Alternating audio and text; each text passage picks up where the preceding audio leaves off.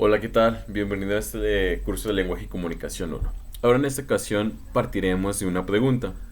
¿Sale? Porque en las anteriores clases estuvimos partiendo de cierto tipo de afirmaciones o cierto tipo de temas que se ven normalmente en lenguaje y comunicación. Ahora nos vamos a preguntar, ¿escribir y hablar son lo mismo? Si bien una a lo mejor puede ser ayuda de otra, pero en este caso son dos acciones distintas o dos acciones iguales. Es lo que vamos a ver a partir de este tema y sobre todo ver las características esenciales para desarrollar este tipo de habilidades, que es lo importante. Y sobre todo ver la importancia de estos dos. Porque a lo mejor es algo que te digo y siempre te lo he estado llevando a lo largo de esas presentaciones, que son acciones que comúnmente hacemos o son cosas que realizamos día con día.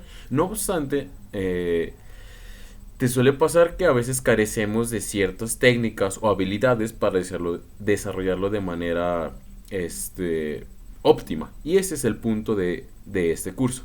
Y es lo que vamos a ver a continuación. Pero sin más, me permito platicarte sobre esta clase va a tratar. Y escribir y hablar es de los temas centrales. Y me permito leerte lo siguiente. Una de las razones por las cuales podemos carecer de habilidades para respetar los signos de puntuación, cuando escribimos es porque quizá equiparamos que hablar y escribir son lo mismo. En esta presentación aquí nos está haciendo énfasis en que realmente son dos cosas distintas. Escribir y hablar requieren de cierto tipo de habilidades, de cierto tipo de técnicas que nosotros tenemos que desarrollar. ¿Sale? Entonces ya da de por hecho que son dos cosas distintas y que no son dos cosas iguales. Continuando con esto nos dice, la realidad es que no se habla como se escribe, excepto conferencias, exposiciones, planificaciones, y tampoco se escribe como se habla, excepto movimientos literarios cuyo fin es emular la expresión oral o visibilizar a grupos determinados. Es decir, nos quiere indicar que cuando nosotros escribimos no es lo mismo cuando nosotros hablamos, porque puede ser, y eso te ha sucedido también, ponte a pensar en tus experiencias, que a lo mejor tú eres bueno escribiendo. Y al momento de hablar o exponer frente al grupo, te da miedo, te da pavor, o te trabas, o se te olvida la información, por lo mismo de cierto tipo de factores que te ven te ven tus compañeros, o que te sientes presionado, X cosa. O te puede pasar viceversa, que realmente al momento de tu exponer, pues lo haces de manera concisa, consciente, en comparación de cuando tú tienes que escribir. Depende de cada tipo de persona qué tipo de habilidades ha desarrollado. Pero lo que quiere indicar ese tipo de texto es que tanto escribir como hablar son dos cosas distintas y que requerimos, como te lo vuelvo a repetir, de cierto tipo de habilidades que son enfocadas a esta actividad. Y asimismo, cuando nosotros escribimos, no solemos escribir como cuando más bien no escribimos, en este caso escribimos, podemos escribir bien, pero al momento de hablar somos otra cosa muy distinta. Asimismo, también cuando nosotros hablamos, no realmente realizamos esa misma actividad cuando nosotros escribimos. Es decir, requeremos cierto tipo de habilidades para que tanto la una como la otra se puedan compaginar y a su vez podamos establecer una comunicación asertiva, que este es el punto, como te lo digo. Hay diferentes tipos de comunicación y tenemos que aprender a utilizarlas todas. No de manera de ser expertos, pero sí en el caso de que cuando se requiera o cuando se quiera hacer o realizar un mensaje, ya sea tanto escrito o hablado, en este caso también visual, pues hay que utilizar los recursos necesarios para que así en este caso llegue a la audiencia, sobre todo pertinente, porque recuerda, cada uno de los autores escribe para cierto tipo de público, y asimismo cada cierto tipo de público requiere de cierto tipo de información que a lo mejor un tipo de texto va a funcionar uno en comparación de otro. Y esto también es importante, como dijo, no es que tú seas experto, no es que tú sepas todo esto, pero sí es importante que tú empieces a desarrollar cierto tipo de habilidades y sobre todo empieces a conocer al público, es decir, a quien va tu mensaje, para que lo pueda recibir de la mejor manera posible. ¿Y qué tiene cada uno? Te estarás preguntando. ¿O en qué consiste? También en la anterior diapositiva nos hablaba de algo muy interesante, que son los signos de puntuación. Al momento también de nosotros hablar, solemos hacerlos. A lo mejor no nos damos cuenta, no decimos coma, como tal, pero sí hacemos las pausas necesarias para que nosotros nos podamos entender, y una vez que nosotros trasladamos lo hablado a lo escrito, vamos poniendo las pausas donde se requiere. ¿Sale? Y asimismo también hacemos énfasis, o en este caso encontramos dónde va el acento, o en este caso la tilde para decir una palabra y se entienda de esta manera. No obstante, al momento de escribirlo sí es algo difícil porque realmente ahí sí tenemos que identificar o poner como tal el signo donde va o hacer las comas necesarias o el punto y seguido, el punto y coma, o utilizar cierto tipo de expresiones que sí requiere que nosotros las utilicemos, ¿sale? Y aquí nos dice lo siguiente: cuando hablamos recurrimos a aspectos extralingüísticos como en este caso gestos o el propio contexto o a aspectos lingüísticos como el tono, el ritmo y el timbre, y muletillas que son mal vistas en el texto escrito ya que son imprecisas y no aportan información. Es decir, al momento que nosotros hablamos, como te lo dije, también nuestro cuerpo habla, nuestros gestos hablan. Y es como también nos damos cuenta si por lo regular nos está mintiendo, si está bien o si realmente no sabe nada del tema. Porque nuestro lenguaje habla al momento de cuando no sabemos algo del tema. Te ha sucedido, has visto a personas que empiezan a mirar al techo, se empiezan a agarrar las manos, se empiezan a agarrar el cuello o la ropa, o dicen algo, pero después se quedan callados. Es por su lenguaje corporal que solemos decir, no sabe, me está mintiendo, o realmente sí sabe muy poco del tema y eso no lo va a explicar. Eso también habla mucho. También el cuerpo es lenguaje. Y eso también lo compagina al momento de hablar. Y como te lo dije, y si no te lo vuelvo a repetir, la mayoría del tiempo nuestro lenguaje es en este caso corporal. Es decir, nos damos cuenta realmente cómo se siente una persona, que si nos está mintiendo o no, a partir de esto. Y solo el hablar es un acompañamiento del lenguaje corporal. Es decir, que el 90% de lo que entendemos a partir de lo que nos dice otra persona es a partir de sus gestos. Y a su vez también nos dice que son el modo de voz que emplea. ¿Por qué? Porque también en este caso puede ser aburrida, monótona, o puede ser muy alegre, exaltada, y eso hace que te interese la conversación o lo que te interesa, o lo que te intenta comunicar. Eso también es muy importante y suele pasar mucho más en las clases. O no en las clases, pero sí con algunos de tus conocidos cuando dices, otra vez me voy a hablar de lo mismo. O decir, viene con su tono de voz bien aburrida. Porque eso también te expresa, bueno, más bien son extralingüísticos, es decir, son características que rebasan más allá de las letras de los enunciados, que son como el tono, la voz, los ademanes que utiliza para darte a entender el mensaje. Son extralingüísticos porque están o te dan información extra, que en este caso no son signos o letras, para también que participan dentro del mensaje que te quiera comunicar alguien, ¿sale? Y eso es en cuestión de cuando hablamos. Ahora bien, en la expresión en este caso oral, en este caso, no se limita solamente a transmitir un mensaje efímero y mediante la interacción, sino que comprende aspectos culturales que quizá no habíamos relacionado con, en este caso, las características. Es decir, que también entran en juego cierto tipo de recursos de formas de vida. A lo que me refiero con formas de vida es que utilizan cierto tipo de expresiones a lo mejor para referirse a algo que es bueno. Y te puedo dar un ejemplo. Aquí por lo regular por lo regular en la parte del tiempo, cuando quiere decir que algo está bien o algo es agradable, dices, es algo muy chévere. ¿Y qué quiere decir chévere? Pues que es una persona muy agradable o que esta actividad es muy reconfortante hacer. Es decir, que a partir de cuando nosotros hablamos utilizamos cierto tipo de expresiones que se utilizan dentro de nuestra comunidad o a su mismo que se utilizan dentro de nuestro país para referirnos a cierto tipo de cosas a las cuales ya sea que nos puedan traer tristezas, alegrías o algo que nos provoque. ¿Sale? En este caso se utilizan diferentes tipos de expresiones y a lo mejor dentro de ese mismo contexto, en este caso del mexicano, pueden variar de país, no de país, sino de estado a estado. Y uno también en este caso puede ser los regionalismos, donde en Zacatecas a un niño se le dice meco y en otras partes se les puede decir escuincle o niño nada más. ¿Sale? Es decir, que realmente las palabras tienen diferentes tipos de usos dependiendo en este caso la regionalidad. Y eso se expresa al momento de nosotros hablar. Y no solo al momento de hablar, sino también al momento de plasmarlo en este caso, en algún papel. ¿Sale? Ahí también entran en juego aspectos culturales que también nos dejan ver cómo es la cultura de otra persona. Y así mismo como te lo digo, también dentro de este mismo contexto mexicano tenemos diferentes usos de las palabras en diferentes tipos de regiones. Y a todos les hablamos igual, también te estarás preguntando. Una vez que vemos cuáles son los aspectos al momento de nosotros hablar, que ya vimos que en este caso entran en juego la tonalidad, los ademanes que nosotros utilizamos, es decir, nuestro lenguaje corporal, y asimismo también se reflejan aspectos culturales cuando, cuando hablamos.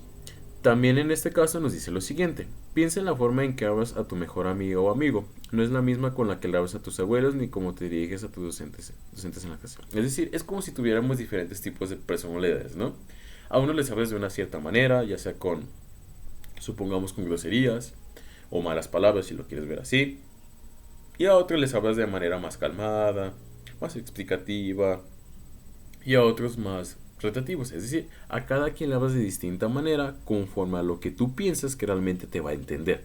Es decir, tomas en cuenta la manera en cómo les va a llegar el mensaje y en cómo puede ser recibido para que ellos lo puedan entender y tenga, este caso, la asertividad que tú quieres. ¿Sale?